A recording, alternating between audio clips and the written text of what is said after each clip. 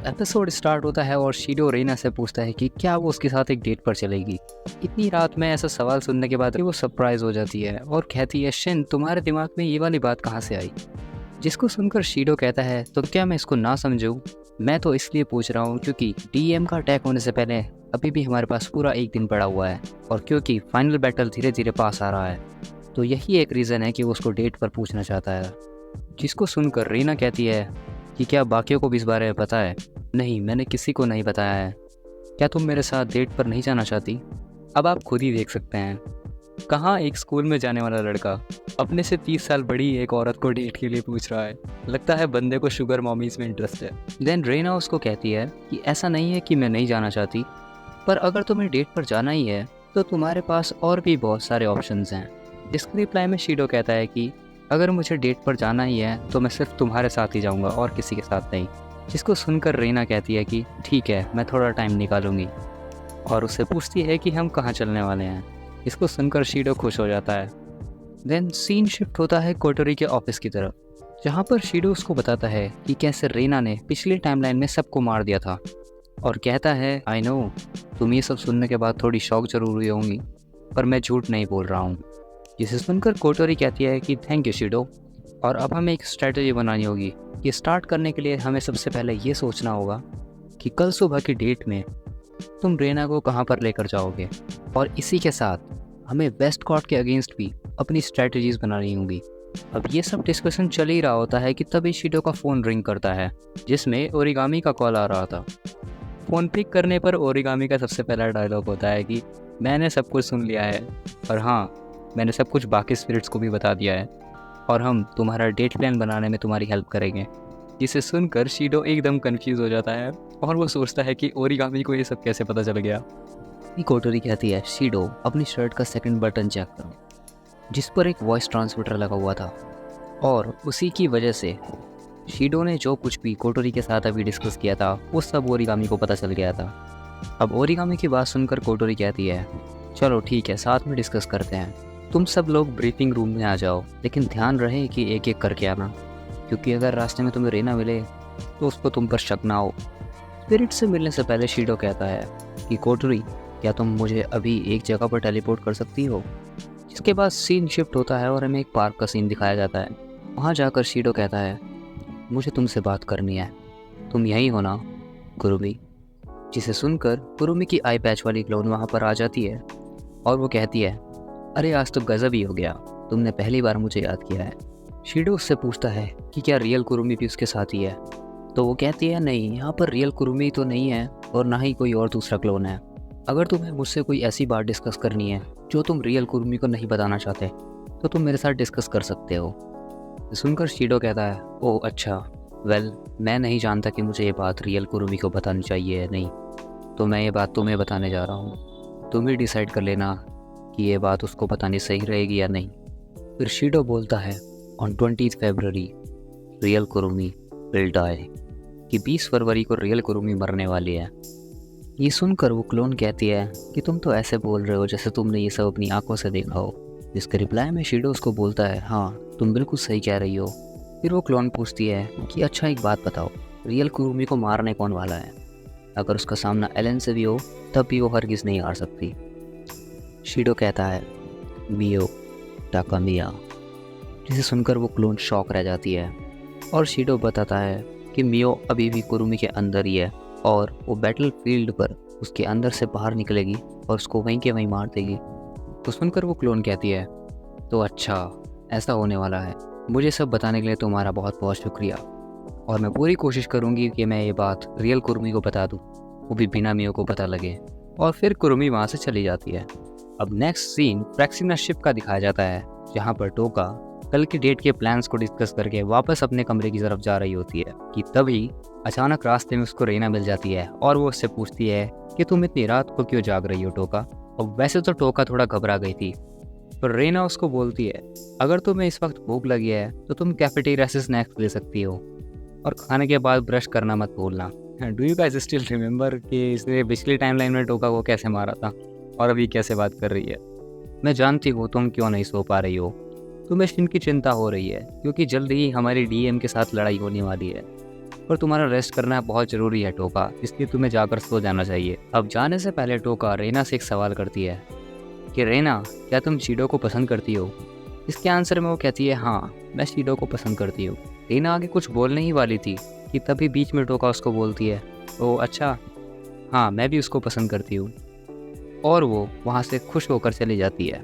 Next day शीडो date के लिए अमामिया station पहुँच जाता है और वो कोटोरी से एक न्यू डिवाइस की मदद से बात कर रहा होता है।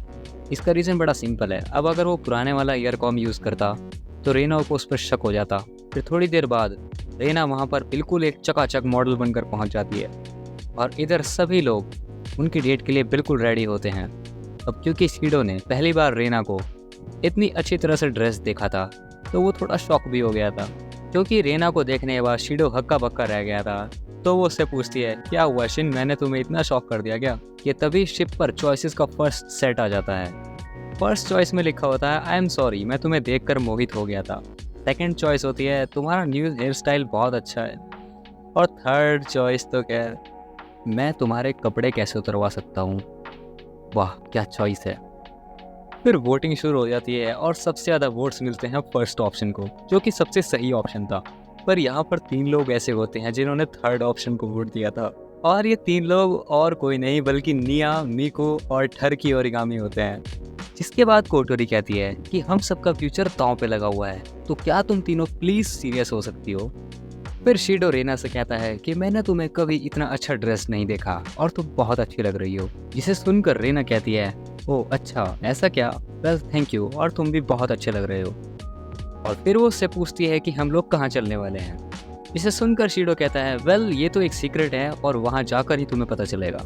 अब वो दोनों कार में जा ही रहे होते हैं कि तभी कोटोरी रेना का वे पैटर्न चेक करती है। इसको देखकर लग रहा था कि उसको कभी भी सील किया जा सकता है, पर एट द सेम टाइम उसको सील नहीं भी किया जा सकता, जो कि काफ़ी ज़्यादा कंफ्यूजिंग था। कोटोरी कहती है कि हाँ, रेना सही में बहुत डिफिकल्ट टारगेट है। फिर रेना और शीडो एक हॉट स्प्रिंग रिजॉर्ट पर पहुंच जाते हैं और रेना का अफेक्शन लेवल तेजी से बढ़ता है, जिसे देखकर कोटोरी कहती है कि प्लान बिल्कुल सही जा रहा है। तो बेसिकली क्योंकि पूरे शिप पे सबसे ज़्यादा काम रेना ही करती थी, और साथ ही साथ वो राइजन हाई में एक टीचर भी थी, और तो और वो पिछले 30 सालों से शिंजी को रिवाइव करने की प्लानिंग भी कर रही थी। तो अब आप लोग एक बार खुद ही आइडिया लगा सकते हैं कि वो कितनी ज़्यादा थकी हुई होगी। तो कोटोरी और बाकी स्पिरिट्स ने डिसाइड किया था कि उसको सबसे ज़्यादा रेस्ट की ज़रूरत है, इसलिए उन्होंने शीडो से कहा था कि उसको रिलैक्स करवाने के लिए हॉट स्प्रिंग लेकर जाना। अब हॉट स्प्रिंग में जाने के बाद अगेन 3 चॉइसेस आती हैं। फर्स्ट चॉइस होती है stretch out in a large bath, जिसका मतलब था कि बाकी लोगों के साथ बड़े हॉट स्प्रिंग पूल में नहाना। सेकंड चॉइस होती है relax in a private outdoor bath, मतलब साथ में अकेले में नहाना। या फिर third choice get a refreshing massage. फिर वोटिंग स्टार्ट होती है और सबसे ज़्यादा वोट मिलते हैं सेकंड ऑप्शन को। जिस पे टोका कहती है, वैसे तो मुझे बिल्कुल पसंद नहीं आएगा कि शीडो और रीना साथ में अकेले नहाएं। जिस पर योशिनो बोलती है कि अगर वो लोग अकेले में होंगे तो साथ में आराम से बात कर पाएंगे। ओरिगामी कहती है, हाँ मुझे कोई दिक्कत नहीं है, मैं शांत हूँ, मैं शांत हूँ, मैं शांत हूँ। अब इसकी शक्ल देखकर तो आप खुद ही आइडिया लगा सकते हैं कि ये शांत है या नहीं। यहाँ सबसे ज़्यादा एक्साइटेड होती है मीकू नेकेड। अब लास्ट में कोटोरी उसको कहती है, Shido go for the second option. अब नेक्स्ट जब शीडो कपड़े बदल लेता है और रेना उससे पूछती है कि क्या वो अंदर आ जाए। अब बाकी का सीन तो आप खुद ही देख लो। シン、開けてもいいかい？はい、どうぞ。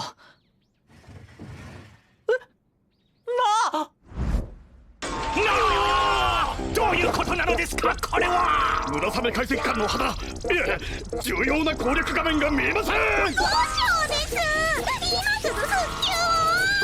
अब क्योंकि रेना ने कुछ नहीं पहना था तो मारिया सभी के कैमरास बंद कर देती है और बोलती है कि रेना जब सील होगी और अगर उसको पता चलेगा कि तुम लोगों ने उसको बिना कपड़ों के देखा है तो उसको कितना बुरा लगेगा।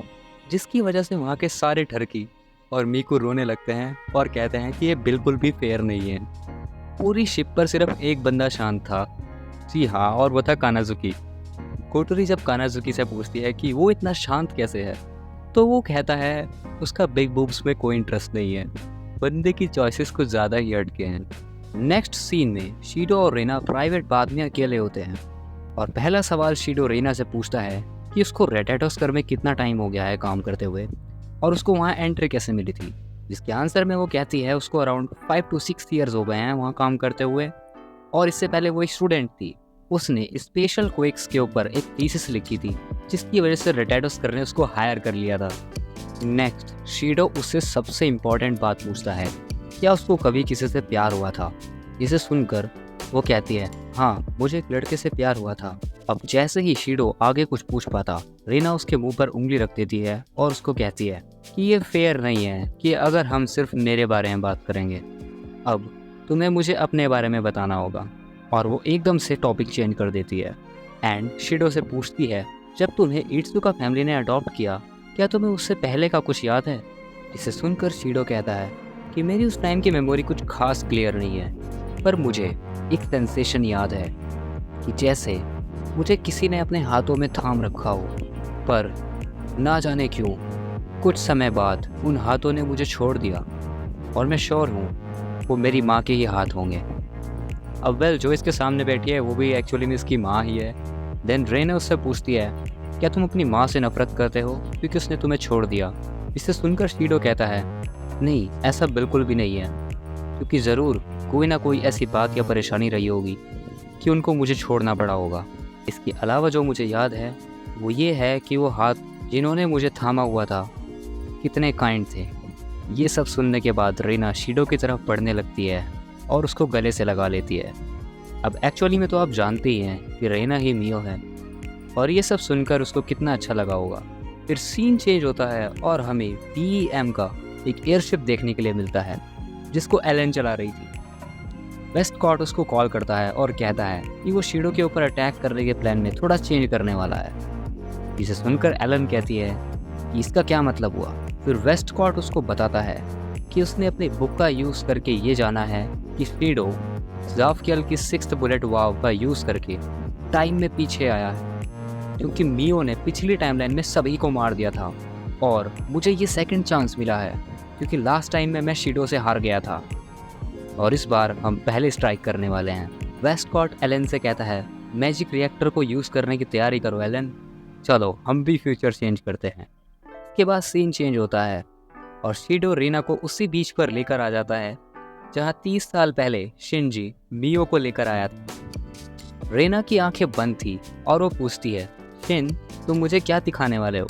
शीडो कहता है थोड़ा सब्र करो, मैं श्योर हूँ कि तुम्हें ये बहुत पसंद आएगा। जब रीना अपनी आंखें खोलती है वही ओशन देखकर उसकी आंखों में ग्लो आ जाता है और उसको अपना पुराना टाइम याद आने लगता है और वो कहती है वाकई में ये कितना सुंदर है।